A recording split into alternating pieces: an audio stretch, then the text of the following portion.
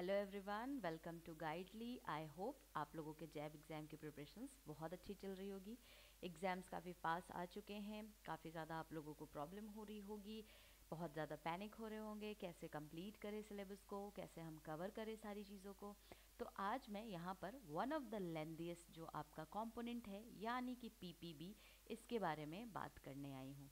इसमें हम कैसे क्या कवर करेंगे, कितनी क्विकली हमको सिलेबस कवर करना है, क्योंकि हमारे पास टाइम बहुत कम है। आपको भी पता है 26 अक्टूबर को आपका पीपीबी का पेपर है, राइट। तो हम यहाँ पर पीपीबी से रिलेटेड जो मोस्ट इम्पॉर्टेंट चैप्टर होगा उसको यहाँ पर देखेंगे कि एग्ज़ाम से पहले हम कौन कौन से इम्पॉर्टेंट चैप्टर्स को यहाँ पर कवर करके जाने वाले हैं। तो सबसे पहले जो लोग भी हमारे इस चैनल पे नए हैं, पहले तो आप लोग हमारे यूट्यूब चैनल को सब्सक्राइब कर ले ताकि आपको टाइमली हर चीज़ का नोटिफिकेशंस मिलता रहे रिगार्डिंग स्ट्रेटजी वीडियो या रिगार्डिंग कोई भी हम नया कॉन्सेप्ट लेकर आते हैं। तो आई होप आपके लिए सारे के सारे वीडियोस काफ़ी ज़्यादा हेल्पफुल होंगे through out your entire preparations.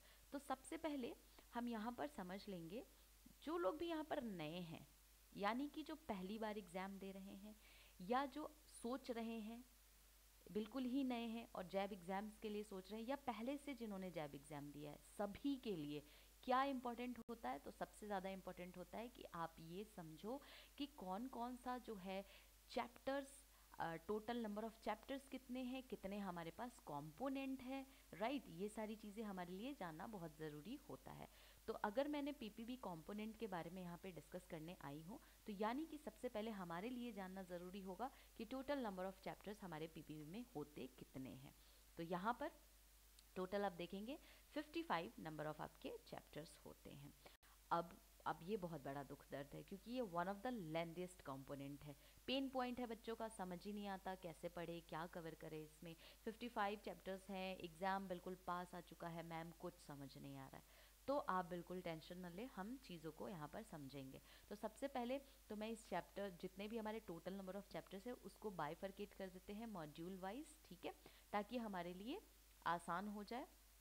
ठीक है, कि कौन से मॉड्यूल में कितने नंबर ऑफ चैप्टर्स है, और उसके बाद हम ये देखेंगे कौन कौन सा मॉड्यूल किस लेवल का है, मोस्ट लेवल्स डिफ़िकल्टी कौन से कंपोनेंट्स, कौन से मॉड्यूल की है यहाँ पे। तो सबसे पहले अगर मैं मॉड्यूल ए की बात करूँ तो टोटल चैप्टर्स कितने हैं, 21 चैप्टर्स हैं। मॉड्यूल बी में 20 चैप्टर्स हैं आपके। मॉड्यूल सी की बात करूँ तो आपको यहाँ पर 9 चैप्टर्स देखने को मिलेंगे, और मॉड्यूल डी में आपको 5 चैप्टर्स देखने को मिलेंगे। अब सबको आप ऐड करोगे तो टोटल कितने आएंगे, 55 नंबर ऑफ चैप्टर्स होते हैं। नाउ अब हमको देखना है कि मॉड्यूल ए का लेवल क्या है, क्योंकि आपने बोला 21 चैप्टर्स हैं, तो किस तरीके का है। तो काफ़ी इजी है गाइस, ये बहुत ही यहाँ पर आपको बेसिक अंडरस्टैंडिंग सारे के सारे कॉन्सेप्ट्स की ले लेनी है, ठीक है। यहाँ से आपको बेसिक अंडरस्टैंडिंग वाले क्वेश्चंस ही पूछे जाते हैं, और इसके अलावा मैं बात करूँ तो फैक्ट्स रिगार्डिंग आपको क्वेश्चंस पूछते हैं। दूसरा है मॉड्यूल बी, तो ये काफ़ी ज़्यादा एग्जाम पॉइंट ऑफ व्यू से बहुत इंपॉर्टेंट होता है, क्योंकि इससे एग्जाम्स में आपको फैक्ट्स, कॉन्सेप्ट्स, सारी चीज़ें बहुत ही डीप अंडरस्टैंडिंग के साथ पूछा जाता है। तो थोड़ा सा डीप नॉलेज लेंगे इस मॉड्यूल के सेक्शंस में, ठीक है। तो आपको थोड़ा सा डीप नॉलेज चीज़ों की होनी चाहिए। अब मैं मॉड्यूल सी की बात करूँ तो पूरा का पूरा टेक्निकल है। अब आप बोलोगे मैम टेक्निकल है, हमें टेक्नोलॉजी आती नहीं, अब हम इसको कैसे करेंगे, राइट। तो आपको टेंशन नहीं लेना है, यहाँ पर बिल्कुल बेसिक नॉलेज दिया गया है आपको टेक्नोलॉजी से रिलेटेड, इतना जो आपके बैंक्स में काम आते हैं, ठीक है। तो बहुत ही ईजी है ये, बहुत ही बेसिक सा आपको जो है यहाँ पर लेवल दिया हुआ है टेक्नोलॉजी का, बहुत ही हार्ड नहीं है, बहुत ही डिफ़िकल्ट नहीं है। तो मॉड्यूल सी वैसे भी आपके चैप्टर्स कितने हैं, 9 ही हैं, और आप देखेंगे कम क्वेश्चंस आते हैं मॉड्यूल सी और मॉड्यूल डी से, तो इसलिए इतना आपको यहाँ पर प्रॉब्लम नहीं होगी। अगर मैं मॉड्यूल डी की बात करूँ तो यहाँ पर आप देखेंगे बेसिक बैंकिंग ऑपरेशन से रिलेटेड, यानी कि जो डे टू डे आप बैंकिंग एक्टिविटी करते हो उससे रिलेटेड ये पूरा का पूरा आपका चैप्टर है। तो ये आपके लिए बहुत ज़्यादा आसान है, इसको आप वन गो में भी पढ़ सकते हो, और टोटल चैप्टर भी 5 है, तो बहुत ही ईजी है। तो अब हम बात करेंगे यहाँ पे कि आपने तो सारे मॉड्यूल्स के बारे में बता दिया, अब इम्पोर्टेंट कौन सा है, क्योंकि लास्ट टाइम है हमारे पास, तो लास्ट मिनट में हमको यहाँ पर क्या पढ़ के जाना चाहिए। तो अगर मैं प्रीवियस एनालिसिस की बात करूं तो मॉड्यूल ए और मॉड्यूल बी आपके लिए बहुत ज़्यादा इंपॉर्टेंट होता है। क्यों? क्योंकि 60% जो आपके क्वेश्चंस हैं एग्जाम्स के आपको मॉड्यूल ए और मॉड्यूल बी से देखने को मिलते हैं। तो आप अगर एग्जाम की प्रिपरेशंस कर रहे हैं लास्ट मिनट में तो गाइज मॉड्यूल ए बी को अच्छे से कवर करके जाएंगे। टाइम बचे तो मॉड्यूल सी और मॉड्यूल डी को करना है, अदरवाइज 60% मार्क्स आप यहाँ से कवर करने वाले हो। ठीक है, तो आगे चलते हैं और एक एक करके सारे मॉड्यूल्स को हम देख लेते हैं कि किस मॉड्यूल में कितने चैप्टर्स हैं और क्या हमको टोटल का टोटल चैप्टर पढ़ के जाना है। तो मॉड्यूल ए की बात करते हैं, जनरल बैंकिंग ऑपरेशन। अब मैंने आपको इसमें बताया कि टोटल 21 चैप्टर्स है। अब आप कहोगे मैम लास्ट मिनट में 21 चैप्टर्स मॉड्यूल ए का पढ़ना बहुत मुश्किल है। और यहीं पे अगर मैं आपसे कहूँ कि 21 ना पढ़ के 14 चैप्टर्स बस पढ़ के जाना, कैसा फील होगा? इट फील्स गुड ना कि हाँ कम चैप्टर्स पढ़ने हैं। तो जी हाँ, आपको ज़्यादा चैप्टर्स नहीं पढ़ने हैं यहाँ पे, क्योंकि जिससे हमको प्रीवियस ईयर में क्वेश्चंस आए हैं या रिपीटेड क्वेश्चंस जिस कॉन्सेप्ट से और जिस चैप्टर से आए हैं हमको उसी को टारगेट करना है। तो यहाँ पर आप देखेंगे तो 1 to 6 चैप्टर और इसके अलावा आप देखेंगे chapter number 8 and chapter number 10। तो टोटल आप 1 to 11 चैप्टर्स में देखेंगे, टोटल 8 ऐसे चैप्टर्स हैं जो आपको कवर करके जाने हैं। अगेन मैं बात करूंगी 12 to 21 में तो कितने चैप्टर्स आपको कवर करने हैं। तो आप देखेंगे 12 to 14 आपको इधर कवर करना है और नीचे आप आओगे तो 19 to 21, यानी कि टोटल कितने हो गए 6 चैप्टर। अब 8 और 6 को ऐड करेंगे तो टोटल कितना हो गया 14। तो 21 में से मेरे को 14 चैप्टर्स को कवर करके जाना है। क्यों? क्योंकि ये काफ़ी ज़्यादा इंपॉर्टेंट है और एग्जाम में इसी से क्वेश्चंस देखने को मिलते हैं। नेक्स्ट मैं बात करूंगी मॉड्यूल बी की, फंक्शंस ऑफ बैंक। अब इसमें हमको टोटल कितने चैप्टर्स हैं? 20 चैप्टर्स हैं। अगर मैं आपको कहूँ 20 चैप्टर्स ना पढ़े, 13 चैप्टर्स पढ़ के चले जाए, एग्जाम में अच्छे मार्क्स आ जाएंगे। तो कैसा लगेगा? It's also fine, it's also look like कि वाओ मैम बहुत ईजी हो जाएगा, राइट? तो यहाँ पर हम आपकी चीज़ों को आसान करने ही आए हैं। तो हम यहाँ पर क्या करेंगे, चैप्टर 22 को कवर करेंगे, एग्जाम में से क्वेश्चंस आते हैं। और यहाँ पर आप देखेंगे 24 टू आपका 26 जो भी है चैप्टर्स आपको उसको कवर करना है और इधर 28 एंड 29 चैप्टर्स को कवर करना है। तो टोटल कितने हो गए यहाँ पर? टोटल यहाँ पर आपको 6 नंबर ऑफ चैप्टर्स दिख रहे होंगे। ठीक है, तो 21 से 31 में 6 चैप्टर्स हैं।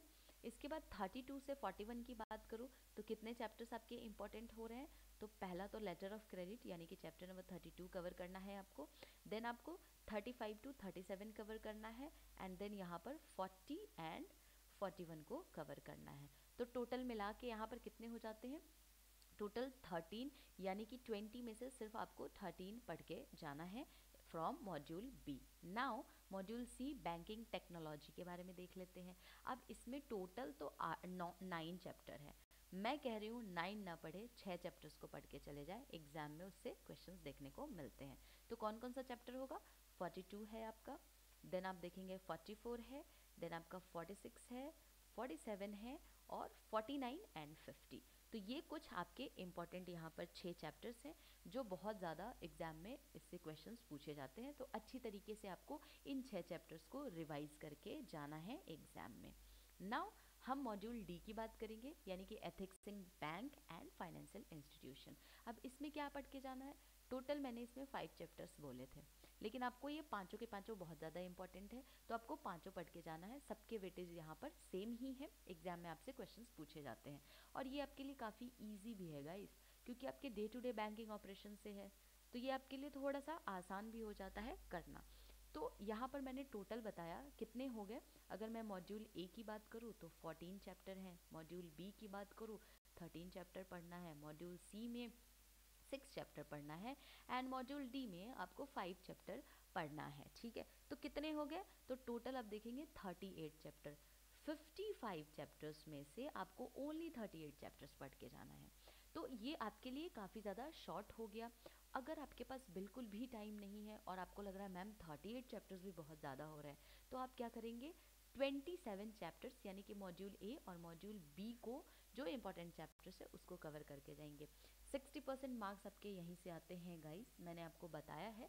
तो आप कवर करेंगे, टाइम मिलेगा तो सबसे पहले मॉड्यूल डी ख़त्म करेंगे, फिर मॉड्यूल सी को कंप्लीट करेंगे। बहुत ही ईजी है, बहुत ही ज़्यादा लेंथी नहीं है, टफ नहीं है। And 38 chapter, I don't think so कि ये इतना ज़्यादा है आपके लिए कि आप इसको कवर नहीं कर पाओ। बिल्कुल कर पाएंगे, आसान है, आराम से करेंगे।